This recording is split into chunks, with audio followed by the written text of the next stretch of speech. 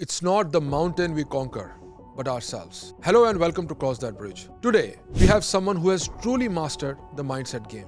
From living an average life at the age of 35 and with no experience of swimming or bike riding, he became Hawaii Ironman finisher. He has navigated and conquered challenges that most people will never encounter in their lifetime. He is also the author of the book Unlimited, The Art of Being Limitless, where he shares powerful frameworks for building a bulletproof mindset. In this book, he also outlines the principles that can help you conquer your impossible dreams, whether in sports, business, or life in general. So without further ado, let's dive in to the mind of the mindset master, Jason Dunn. So Jason, you went on from living an average life full of addictions at the age of 35 to transforming into a Hawaii Ironman athlete and completing that race a few times. What was that moment of transformation for you? Was that a byproduct of an event or just simply a midlife crisis situation? You framed it up pretty well with a few options there. It's never quite as, change is never quite as simple as that, Gurpreet. And, you know, for me, it was 20 years of regret. It was 20 years of regret snowballing, 20 years of making poor decisions, 20 years of following addictions, essentially instant gratification, anything that made me feel good with the least amount of effort. So that's alcohol, perhaps other substances. It's making choices to follow an easier pathway where there's, little or no risk. And so that was 20 years worth. The catalyst for that was that I had a chance to be a professional soccer player in the UK when I was 15, and probably like almost every other male child, every other boy in the UK, you're the greatest thing that you can become. Every young boy's dream is to become a professional football player in the equivalent back then of the Premier League, but essentially the top flight. So, I dedicated myself to that. I dreamed of that. I played 4 games a week. That was where my dreams were and my heart was. And finally, at the age of 15, I actually got the opportunity, and that was in the form of an apprenticeship contract with a first division football team on the south coast of England. And I was in the middle of my school studies, the English equivalent O-levels, so like school certificate. And I had to make a decision, and I followed my head instead of my heart. So my decision was I need to get my education, I need to work hard at that. And it was too big a risk because I would have had to push that to one side. I would have had to have travelled hours, many hours a day, and try and do my schoolwork to the south coast. So regrettably, which snowballed, I gave up that opportunity. And from there, that sort of pathway of simple instant gratification really started to pick up some pace. So I was 15. I studied hard, but I had a few vices, including at 15 and 16, myself and a couple of my mates would wander down the local pub at lunchtime from school, and we'd sit there and have a couple of pints, and we'd play Space Invaders, and you start going out. I probably went out too young. I was going out at nightclubs at 15 and pubs at 15, drinking, and all the other bad habits that go with that kind of life, shortcut of life. So 20 years later, a lot had happened. I moved to Australia. I had, when I was, just before I turned 18, I moved to Australia. I finished my school studies. And I had this kind of pretty momentous year, like pretty big year for an 18-year-old. So that was my first really serious accident. And I nearly died in a car accident when I was hit by a drunk driver. And so, I came close to death. I started up my own business. I worked 7 days a week. I bought 2 properties in Sydney when I was 18, from my own savings. A whole bunch of other things happened. But anyway, the next 20 years just flew by, and there would be many occasions that would eventually become my shame. And we'll talk quite a bit about how you overcome shame today, probably.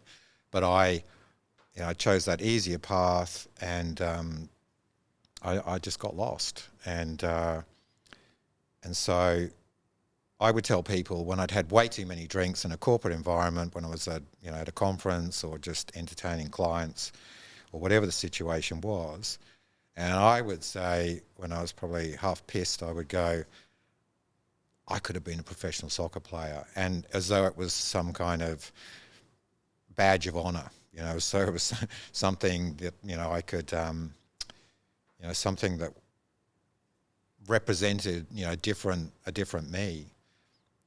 But with everything, the thing is that, whatever you think in your mind, that's what matters. You can fool sort of pretty much everyone else some of the time, most of the time, all of the time.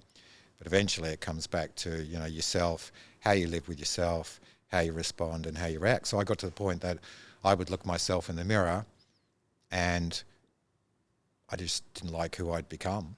And my identity was so shaped around who I could have been that I could have became my catch cry. So no, it wasn't a moment. It was many years that built up to this kind of massive regret that I kind of couldn't leap over. And so I knew I had to change it. And I was searching for, I had purpose, in general life, purpose with family, some purpose with career. But I just knew that I was existing so far below my full potential that I felt, huge regret. I felt shame. And I just grew to the point that I didn't like myself. So what I lacked was purpose. So you mentioned 2 points here. One was I could have been. Yeah. When you were in a conference, you were talking to people that I could have been a soccer player. And then you repeatedly spoke about purpose. Yep. So how could have been and purpose relate to each other?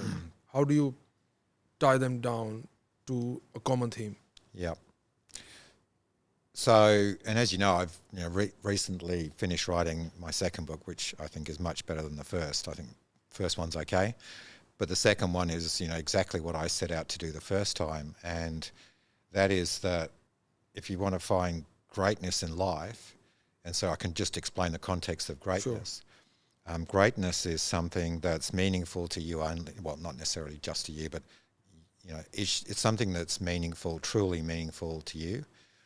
It isn't about competition. It isn't about being better than anybody else. It isn't about winning, although some may see greatness only as winning. It's about what you do with your life. It's about what you do every day to fulfill your potential, to find something that you love, that you are great at. Something that, and greatness, so greatness isn't about being better than anybody else. It's about being better than you were yesterday. It's about constantly aspiring to find yourself, to find, the greatest that you can be. So purpose is the first of the 14 steps. So greatness is not a comparison. And I give that example often because, there's 8.239 billion people on this planet. And only one can be the greatest at something. Only one. So does that mean the rest of us are unfulfilled, unhappy, unsatisfied? So greatness is a very, very individual thing. But you can only truly find your greatness with purpose. And purpose sometimes comes to people in a moment, but often it doesn't. Purpose evolves throughout life. Many people don't actually find it. But purpose is the thing that you wake with every morning, and no matter what happens to you during that day, no matter what happens to you, you will still, you will live that purpose. Your day, your future, the day you're in, is all about all about following your purpose. Yeah, so people confuse purpose and passion. Something you're passionate about, something you find satisfaction doing it. Yeah. So how do you differentiate between purpose and passion? Yeah. Well, I think so. If I can just, my perspective has been that people confuse goals, which might involve passion to chase a goal, with purpose. And most people never achieve their goals. They never achieve them. So let me give you a case in point and demonstrate the difference, what a purpose is and what a goal is. So a goal is a mark in time or a measure of something on the journey, on the pathway to your greatness. Because if you achieve it, then what do you do next? You just sort of set another goal, or you just give up, or whatever. But probably the greatest case in point is that, research tells us about 50% of people every year set a New Year's resolution. Have you set one of those before? Yes, for sure, always. They don't last beyond January anyway. So 70% of people within 30 days, by the end of January, the New Year's resolution is gone. It's just evaporated. Yeah. And only 10% or 1 in 10 people actually end up achieving that, which is a goal that they've set themselves. So let me give you an example, the classic ones. So 3 out of the 4 top New Year's resolutions or goals of people in general are related to health, well-being, losing weight, and money. And the first 3 are almost very similar. So a goal might be, New Year's resolution might be, I want to lose weight, or I want to lose 10 kilos. Well-intentioned, who doesn't want to do that? Well, probably me, because I'd look like I hadn't eaten for about 2 years if I lost 10 kilos. But who doesn't want to do that? That's what everyone kind of wishes for. The challenge with that is it's very hollow. It doesn't have any substance. It doesn't have any of the elements from the start of the 14 steps. And so it just disappears. It breaks down so quickly because people have to exercise skills and values, such as resilience, such as creating great habits, such as finding courage. And if the point you start from is that sort of shallow, if you like, I want to lose weight, it doesn't take much to derail that. Life's busy, world starts up again. You've got work, you've got the kids, you kind of got whatever. So a purpose would be, I want to get in the best shape of my life. I want to feel vibrant. I want to feel healthy. I want to feel alive. I want to be able to play with the grandkids, or I want to be able to run as fast as the kids, around the field playing soccer. I want to live, an incredible, healthy life. I want to be, I want to get to 70 and feel like I've got, the world's still in front of me. And it's a hope thing. It's a belief thing. It's got to be powerful. So that's the difference between a goal and a purpose. And I probably will get to the point where I'll share, I had some impossible goals that I set myself, but I very quickly reframed those into a purpose, and the purpose would transcend anything, anything that happened. And there were a few things that happened along the way. I've been hospitalized 35 times. 4 of those were pretty close to death. A bunch of illnesses that, could easily have killed me. So what was that moment of transformation? What was that catalyst? I was searching for purpose. It was almost like a ship that's a bit rudderless for quite a few years. And as that regret grew, I knew I needed something. And I found it, I was looking, I didn't know where to look, and I sort of found it quite by chance. And it involved facing my greatest fear in life. And let's be really clear on this in terms of, the 14 steps to greatness. Mindset is one of the 3 or 4 absolutely, most significant challenges or important steps to greatness. So, our neurological captors, our fears, hold, literally are the reason why most of us never achieve our full potential. Most of us never achieve our full potential. So for me, I had sort of 2 fears. One was, was failure, embarrassment, shame, those kind of things, whatever context, that they grab most people. But I had this deep fear of drowning. I couldn't swim from one side of a pool to another. And, I'd even have dreams, dreams about being stuck at sea or falling off a boat or whatever, about drowning. So a good friend of mine challenged me to race or enter a corporate triathlon with himself and another friend of mine. I went, yeah, that sounds like a good idea, and I'll get a bit fit again. I was just about to turn 35. So I started doing a bit of running training. I smoked a pack of cigarettes a day. I still, I still drank quite a bit, and would still prefer to sit on the couch than go out and do some exercise. And so I just started to do some running, and I met him a couple of weeks later, and sat down. He said, "Jace, how are you going with your training?" I said, "Yeah, it's going pretty well. I reckon I'll be able to run those 3 kilometres, pretty quickly. We'll be fine." And he said, "Well, what about the other bits? Well, what about the other legs? What about swimming? And what about cycling?" And I went, "You what?" He goes, "Yeah, that's a triathlon. You got to do all 3." I said, "I knew there was swimming and biking and running, but I can't swim. I thought I was just going to do the bike leg." So he laughed, and then he took the mickey out of me and basically dared me. And so I don't know. There was something in the moment. Every part of me was just was petrified that I was going to drown. But there was something in me that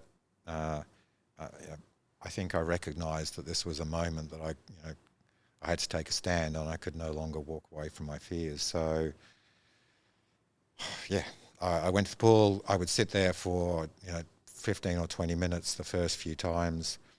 It had gone dark, sitting in the car park in Brisbane, waiting to go into an indoor swimming pool, and I would just sit there, and for 20 minutes, all I wanted to do was go home. That's all I could think about, was getting the hell out of there, going to do something easier, going home, having dinner, watching television. But I had this internal fight going on, and most of us have this fight throughout most of our lives, and it's the voice. It's not necessarily other people's voices, although they influence our own voice, but it's the voice happening in your head. It's that self-talk. Self-talk, it's negative that, self-talk. You can't do that. You'll stuff up at that. You embarrass yourself. What if? What if? We all do that to some degree. And if you don't do that, then you're human. And if you don't have some of that, then you're never really going to perform, because it actually means you don't really care. But we all have that voice. For one thing, for 10 things, whatever it is. So I would wage this war with that voice. And first time I went in and I swam 2 25-metre laps with my head underwater and nose plug in. I was gasping for air. I didn't do them both in one go. I swam 25, and then I waited and hung on to the side, and then I got up and swam the other 25. And I pretty quickly realised that one of the most, one of those 14 steps to greatness is belief. Belief. And belief is not blind hope. Belief is about collecting and creating evidence in an incremental sense that can take you from no belief in the very beginning to this impossible thing that's 5 or 10 years away, because that's a big bridge. Cross that bridge. Cross that bridge is it's a big bridge. It's a very big bridge, and the further away it is, and the more impossible it is, the bigger the bridge is. So I figured, I had to create some. So the determination and resilience part was the discipline part. So discipline is another one of those steps, is where you just do it. You just do it. You don't give yourself any leeway not to do something. So the discipline I started to find was just showing up, but it was about exercising courage and then demonstrating a plan, which we'll probably also talk about, which is how do you create milestones in a plan that gives you gradually the confidence and the belief that you can get to this thing. And we'll come to that, the frameworks of crossing that bridge. So I think you summed it very well. Thank you. That we all are crossing some bridge at some point in our lives. Yeah. Always. Or many At the same time. Many. And then there are some frameworks which you talk about in your book Unlimited. Yeah. So we'll dwell into it a bit more deeper in a moment. Okay. Going back to our initial, so you mentioned you were lacking purpose, and you were feeling that you're living a life of regret when you were in a corporate job, having not realized your full potential by becoming a soccer player. But this was your moment, an opportunity where you wanted to explore yourself and see how high you can fly. That's exactly it. Right? And hence you took up this triathlon and you faced your fears firsthand, right? Tell us a bit more about, because swimming in a swimming pool versus in a triathlon, it's 2 different things. It is. And give us a bit more context. And Hawaii is arguably one of the most difficult one-day sporting event in the world. And you participated and you came out shining in that entire day. Yeah. What was those steps that went into preparation of that? Number one.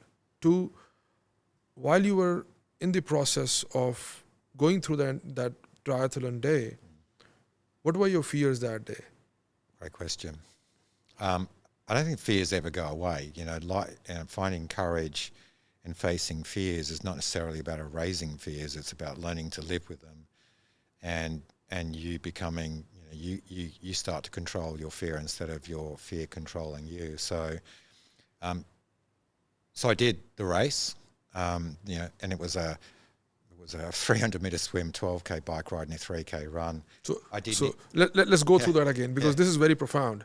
Having not knowing swimming at the age of 35, to be swimming that in a triathlon. Yeah, that was the start. That was kind of a tiny one. So I managed to get through, and I survived. Came out last in the swim, but I made up a lot of ground as it went along, and that just gave me this. Was that embarrassing when you came last to yourself? It was. It was. But I put everything into the other two legs.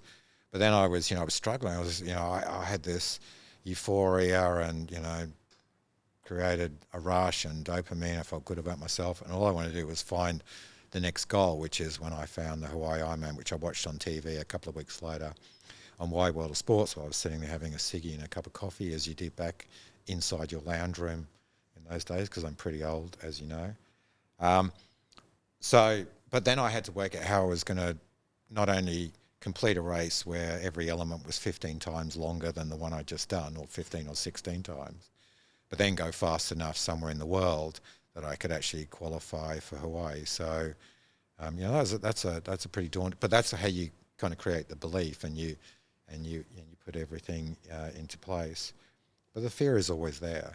I raced Ironman 14 times. Even in my 13th Ironman, I can remember being in the swim in Ironman New Zealand with 1,500 people around me.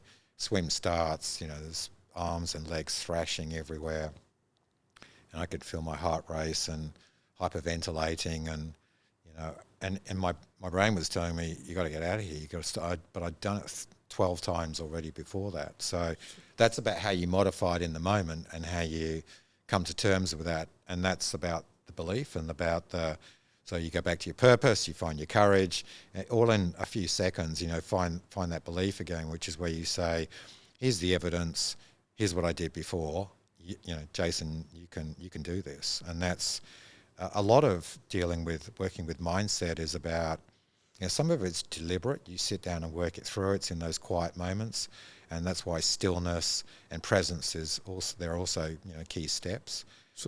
But you find it in the moment, and you can influence your brain, your mindset in the moment before you start to go off down a pathway of doubt. But before you make a poor choice, or before you make a choice for the least discretionary effort, and that is the essence, is how you control your mind. If you can't influence your mindset, then all of those other 14 steps will fall over. So you talk a lot about your 4-second rule in the book. It's about taking a tough road or an easy road. Can you share a bit more perspective on that? I relate that back to, again, poor decisions. We allow ourselves to, we allow our minds to convince us around an outcome, or we imagine something multiple times, and then we make a decision based on where we land. And that decision, the 4-second rule, is about literally counting to 4 and making a decision on something. I mean, you don't want to do that necessarily on the enormous decisions in life, but do I go for a run? I love to bring this back to sport, but if the 3 or 4 things that at the top of most people's list of what they want, which is to feel strong, feel good, feel healthy, live longer, be energized, and accomplish your goals. Absolutely. Well, the only way you can do that, and that is the foundation, is you eat super well, which most people in the world don't, and you follow your heart, and you exercise, and so that's why I talk a lot about exercise. But your head's going, I'm tired, I'm too busy, I have kids, and blah blah blah. I don't mean to demean that, but that's the self-talk that you have. But your heart knows that you actually should get out there and give it a go. You should So you don't let your mind enough rope or enough time to talk yourself out of Yep, it. absolutely. So 4 seconds is you quickly make a decision. You want to take Yep. an easy road or a difficult road. Yep, And you choose the tough road. yep. And that's one step at a time leads to the transformation, to the trajectory of transformation. Absolutely, and you do. So the challenge, like making a courageous. So let me give you an example about sitting in the car, waiting at the pool, and finding and exercising courage. Is there's a fear, whether it's swimming or not. But there's another fear, and that is that if I exercise the courage and I make this decision, I knew that I would probably have to continue to make over decades thousands of courageous decisions, which is not to do the easier thing, not to do the least fearful thing, and to just do it. And as it is, people make around 30,000 decisions in a day, right? And you have to have a framework for making decisions. You can't just be emotional about every single decision. Absolutely. And it doesn't, let me give an example again. These things don't go away, and our fears are complex. And so for example, let me talk about why I wrote Unlimited, which is my partner Lisa. Not that long after we'd met, we're sitting on the beach. I was talking about a bunch of stuff in my life, and she said, "You should write a book. You've got a story to tell, and you could help a lot of people." And I thought about that for 4 seconds, and I went, "Yeah, actually, I should." And the next day, I started to write, and whilst it took me quite a long time to get it right, in 6 weeks, I wrote 80,000 words, and it wasn't writing the book. The toughest part was actually confronting someone that's a very private person. In business as a CEO, I was always on LinkedIn, but that's all. These days, it's probably a little bit more different in LinkedIn, but it was all kind of really formal. It was business. But this was me putting my personal life out there and going back to the shame bit and the fear, the fear of failure or whatever. Was what if I did all this? I put it out there and no one cared. What if nobody wanted to read it? What if nobody was interested? What if it didn't change anything? That's a pretty epic failure. And you put your life out there for people to go, "I'll have a shot at that. I know you." So you're putting your vulnerable self out there. So, absolutely. And I do want to come back to that vulnerable bit, because the most important thing that I've learned in my life has been the last 3 years. And again, Lisa has taught me to be vulnerable. And that's probably, I go to 59, 60, and this is the greatest period of growth for me, which is being vulnerable. And so I did it, and 24 publishers turned me down around the world. Thanks but no thanks. So I rewrote it, thought I'll just publish it myself, do an audio book, and thousands of people around the world, I think, lots of them have come back to me, which is very humbling, and said, "I've changed my life." Or I meet somebody and they've got 24 Post-it notes sticking out of my book. Really? You'd like, wow. And so that's what gave me the passion to go, you know what, I can do better than this. I'm going to write another book, but this time I'm not going to get knocked back by 24 publishers. I am going to get published. It will go into bookstores all the way around the world. And this time I won't, change 100 lives or 1,000 or 2,000 or 5,000. This time, why not? Why wouldn't I help 5 million people? Oh, sorry, not 5. Why wouldn't I help 1 million people? Could be 5 million people. That's true. No, I read your book, to most part of it though, and the frameworks you've shared are really, really profound, right? The 4-second rule, the high performance plan, especially when these principles can be applied both in the business context and in personal. Person could be any personal milestone, health, fitness, any hobby, anywhere, or any new venture you want to start. Those frameworks are very, very relevant, right? They are indeed. I'll draw you back to the discussion back to your Ironman days, right? So 3 things. So running, biking, and swimming. You were afraid of swimming for most part of your life. So tell us a bit more about that. How would you negate those voices when you are in the ocean? You could drown. I read a bit about that as well. You mentioned in your book that a lot of accidents happen during triathlon. When is an athlete most vulnerable? Give us a bit more context to that. Okay. And look, there are, once you follow something, you get a whole bunch of stuff in the feed on your phone. So I often get the feeds about swimmers dying in triathlons or Ironman.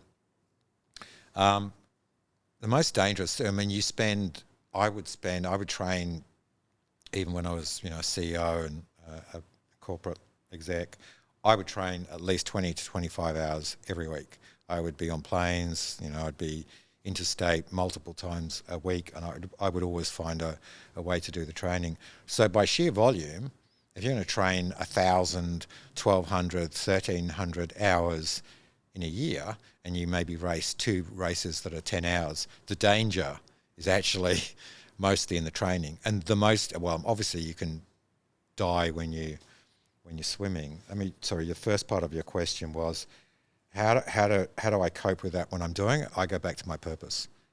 And my purpose quickly became, whilst Hawaii Ironman was my goal, my purpose became, don't leave anything on the table, give it everything. You need to go find out, what you can actually do. And which is why the title of, the book was, I don't know if it's the best title, but was how you unlimit your mind, how you create an unlimited mindset, and how you believe and follow it up with substance, but how you believe you can do something. So you don't have that fear, kind of don't have that limit. And so that's what I would do when I was swimming in a race. And, you might be, swimming in off a Malaysian island, 2 kilometres out in the dark, and there's lots of sharks and stuff. I grew up in the UK. There's nothing really bad in the UK. How do you deal with that? You just go back to your purpose, and you go, there comes a point I reckon in most people's lives where you have that thought of, is this all I'm meant to be? Is this all I'm meant to be? And you can have it many times, even when you're kind of on the trajectory or a road to finding, your best, the best you can be. You still constantly ask yourself, is this the best that I can be? That's one thought that I have completely banished from my mind is, I think I can be, this is not coming from ego. This is, I can be or do anything that I, want to. You have to believe. But anyway, sorry. Going back to the dangerous part is training, and the dangerous part is riding a bike. So when you train for 400 kilometres a week on roads, shit happens.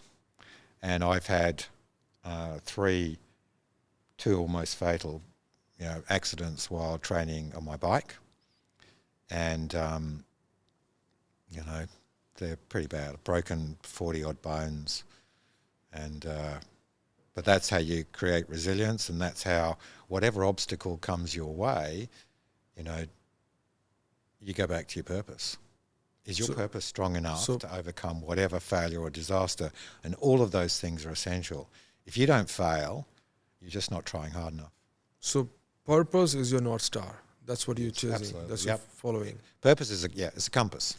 It's a compass. It's not purpose isn't a destination. It's a compass, because you always, your purpose will evolve. But I wake up at almost 62. I have I have massive purpose every day, and I can't conceive of not having that at 70. And my purpose has gone. My purpose is really to take what I see other incredible people do, some of the things I've done, and be the proof point and create the structure to go, with purpose, you can do anything, absolutely anything. And there are people on this planet that what I've done just completely pales in comparison. So I don't have the challenges that many people do that do extraordinary things. So will your purpose shift with time or evolve with time? Yeah. So my purpose now is to help 1 million people have a better life, go find their greatness. That's my, and that's why the second book I called Greatness Doesn't Care. Because it doesn't care who you are, where you were born, what colour you are, what your religion is, what you've been through, how old you are. It just cares that you show up. And so That's why I called it Greatness Doesn't Care, because you don't have an excuse. So Jason, in your book, you talk about train harder than the game. So give us a bit more perspective and context to this concept. So that principle for me has always, has pervaded every part of life. And my first realization was when I would see people that would, rock up to a triathlon or a running event and just kind of do it, which is in some respects how people are, approach corporate life. But you've got to put the work in, and you've got to do the grind, and you've got to be prepared, and you've got to be at the top of your game, which means you've got to prepare and train harder than the game. And so an Ironman, when you race a triathlon or an Ironman, I would always train alone, and I would train alone because my life was busy, family, travel, corporate life. So you kind of have to fit everything in. You couldn't arrange to go and meet other people and do a group training session. But I also love the solitude, so that presence and that solitude, with your own thoughts become particularly powerful. But I would set up training plans that were as far as I could possibly, continually, day after day, week after week, push my mind and my body. So whatever it is, you got to train harder. You got to do the grind. You got to do the stuff that people don't see. The stuff that's not glamorous. And I realised this as well in being very much in a finance and in a sales environment, is that people measure outputs a lot. And people still do, like sales managers or sales leaders. They measure widgets and outputs, and you don't actually, if you're working with someone and you want to build a plan or you want to get better yourself, forget the outputs. The only way you can change an output is in this moment, is in this day, is in what you do today to get the outcome. And that is why it's so important to build a plan that's a focused plan, which is a high performance plan, which really just rolls every 90 days, but it guides you on what you need to get up and do, because you only ever get one day. So you've got to do it today. So win the day. Absolutely. And winning might be, winning is about how you feel. Winning is about, if you're a 40-year-old, especially in sport, and you haven't run before, you're not going to suddenly take it up, devote your life and win a major world marathon. It's just, it's pretty much impossible. But it's about inputs. It's about how you get up and you do exactly what it is that you say you're going to do. And it's exactly the same in business. And to some degree, it's exactly the same in any aspect of personal life. So you've got to have the discipline to get up and do what you say you're going to do and you need to train hard. So for me, training hard was, a 7-hour run up and down a single hill. So I'd pick a 1.5 kilometre hill and I'd just run up and down it for 7.5 hours. It didn't matter what the weather conditions were. It didn't matter it was the middle of summer and it was 35 degrees. I knew I had to be prepared and train harder than the game. And the fun is, the game, doing it is the fun, because you're there with a whole load of other people and you're going to accomplish something. But it's going for a 7-hour run when you're tired and you've been training for 8 months and you've been training week on week and you've been running, like I converted from Ironman to ultra running. I was running 250 kilometres a week and doing a CEO job and having family. So train harder than the game is you've just got to put it in. You've just got to, every day, you just got to keep grinding, even when you can't see the outcome, even when your goal's 5 years away, you just got to keep doing what you need to do today. And how do you negate those negative voices around you? That's belief. I mean, you can do it in a whole bunch of different ways. I mean, I talk a lot about gratitude. My first real moment of gratitude was waking up. Well, I wasn't waking up. When I woke up in the ambulance after I got hit by a drunk driver, and I could feel my teeth through here and my jawbone through here, and I'd half, a third of my teeth smashed out of my mouth. I woke up a couple of days later after 7 or 8 hours and a couple lots of surgery and feeling really crap and sorry about myself. And I recall seeing a couple of children being, wheeled by. They were obviously having chemo in the hospital. I just had this profound moment of, like kicking myself up the butt and going, what on earth do you have to be ungrateful for? You are smashed up, but you'll walk out of here and you'll probably walk out of here and probably have a reasonably normal life. Those kids might not have left the hospital, and what about their families, and what about that? So that was my first profound moment of gratitude, and it probably served me well because I've woken up in hospitals or on sidewalks many different times. But I had this overwhelming sense of gratitude. I'm alive, and I found that ability to be able to change my perspective. And so perspective is, and gratitude are so important in life because they give you positivity, they give you appreciation, and the more positive your mindset is, the more determined you are, the more likely you are to be resilient, and you have the evidence that you can be resilient. So Jason, you talk about own your legacy in the book. Mm-hmm. What do you mean by that? So legacy is, your footprint on the world in life, who you were, who you are, and legacy is driven by, many different, psychological attributes. I mean, legacy for some people can be driven by ego. In fact, ego is often quite a significant thing around legacy, which is, it's at any point in time you're reflecting back on your life and who you are and what you've done, what you've achieved, what you haven't, which I think for a lot of people, their legacy becomes regret, and I worked in financial services as a financial advisor decades ago, and I would sit down with people about to retire and in retirement, and you could see and feel, and you could feel their regret in life of all the things, the opportunities they hadn't taken, the times they'd taken the easy road. Perhaps they hadn't saved enough money. Perhaps they hadn't told people they loved them enough. Whatever it is.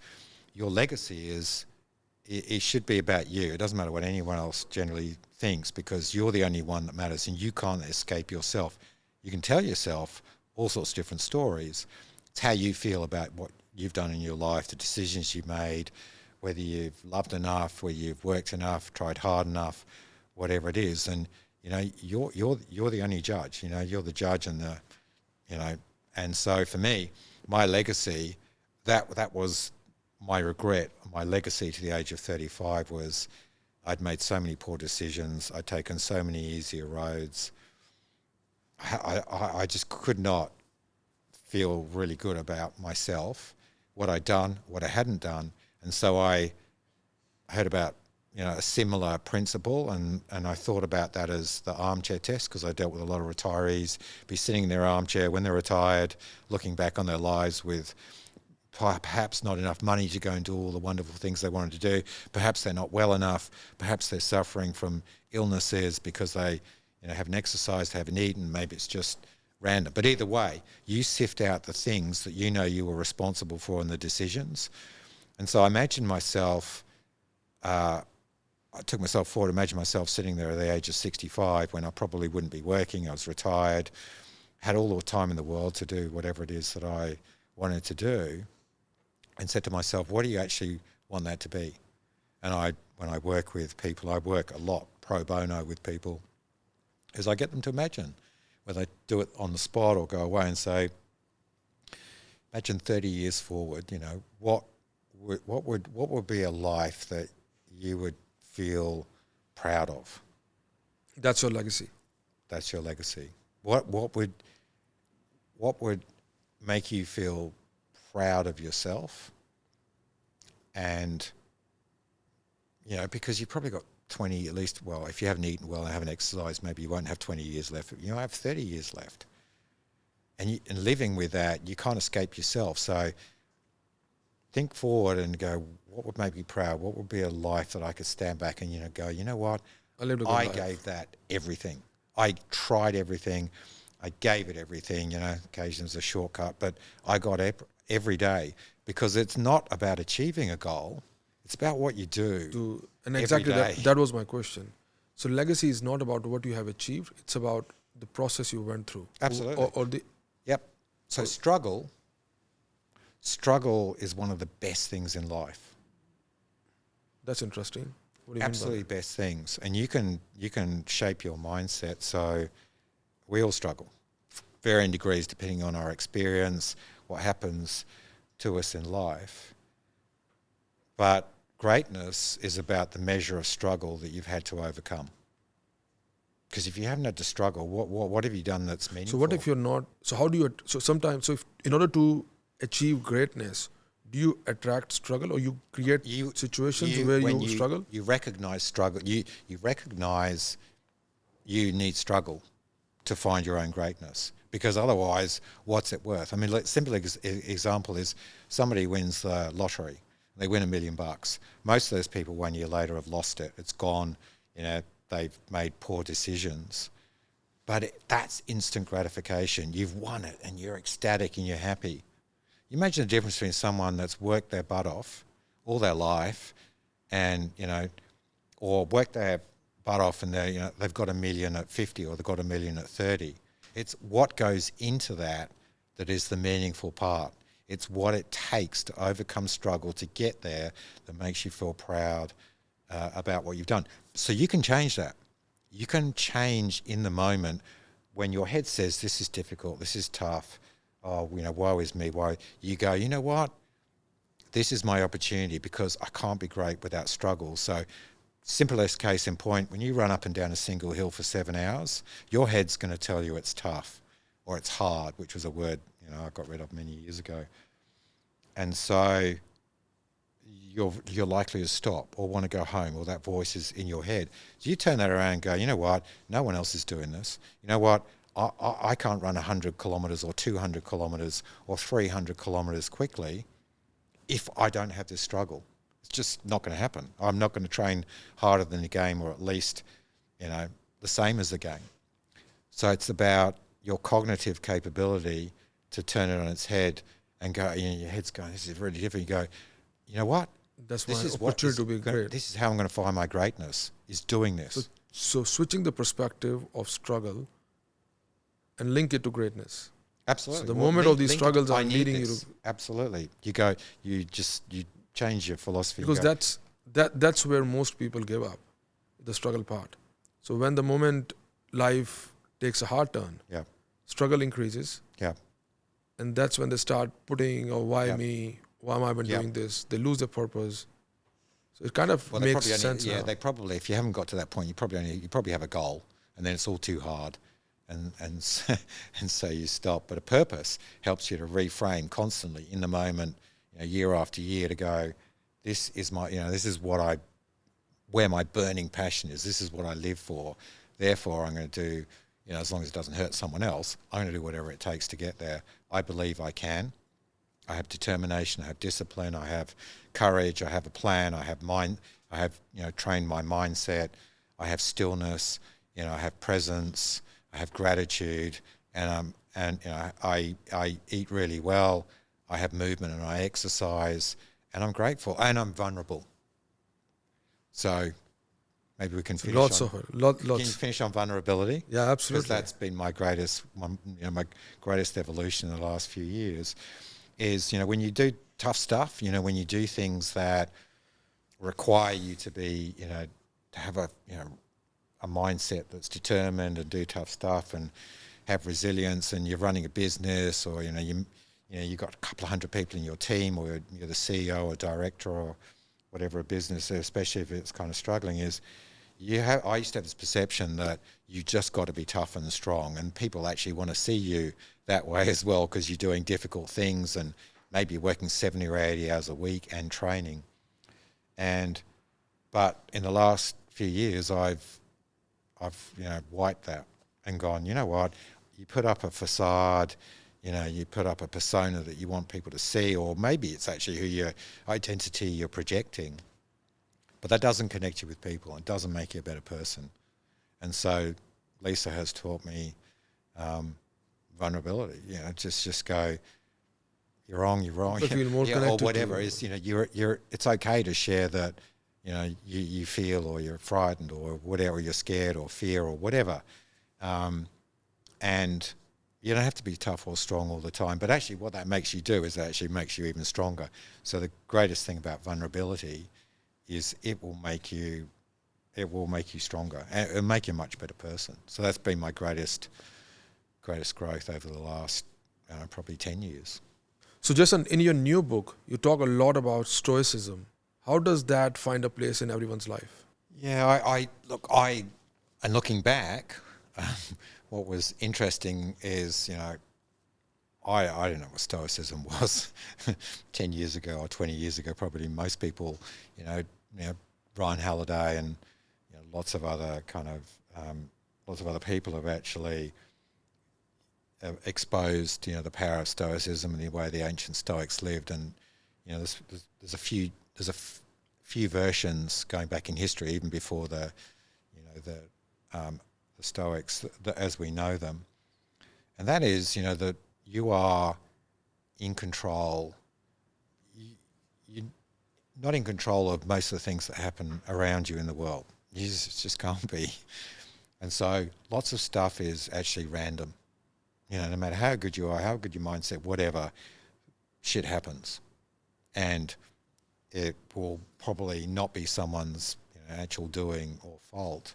But the thing I love about Stoicism most of all, this was I realized when I had something really, really life-changing and terrible happen, and it was in that very moment that I realized that I just couldn't have done anything about it, couldn't control that.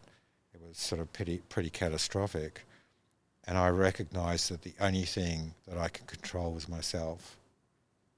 And perhaps that's the most powerful thing of all. That's what, a lot of what we've talked about is that is the one thing you can, is how you think, how you feel, how you react particularly, that you have the power to influence your mindset, because what has happened has happened. Unless you can learn from it, unless you can stop it from happening again, what you can do is change how you react to it. And so the simplest example, and this is about perspective, I use this kind of example all the time, is lots of people having incredible, their mindset will never be anywhere near as positive and as productive as it could be, because they let themselves get influenced by things around them and react to them that are trivial, like a bus being 3 minutes late. I can't tell you how many times I've gone into a corporate office building, get into a lift, and hear people just complaining about shit that just doesn't matter. It just doesn't matter. Like in the scheme of things, really. You're going to remember that in a year, that your bus was 3 minutes, and you go, oh, I hate that. The bus was 3 minutes late. And my head is immediately going, really? That's what you hate? There's a lot of things in this world to hate, and there's billions of people on this planet that You're going through a lot of don't have enough difficult times, food, don't have enough water. Their whole life is consumed by just trying to survive and stay alive. And you're talking about the bus, being 3 minutes late. Yeah, and you've just influenced a whole bunch of people around you like that as well.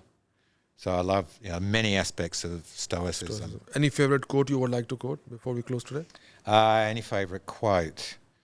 I think one that I created myself after listening to someone many years ago, just before, I think it was about 33. It didn't really quite resonate, and I adapted it a bit myself. I think David Goggins actually has a similar one. He stole it from me. No, he didn't.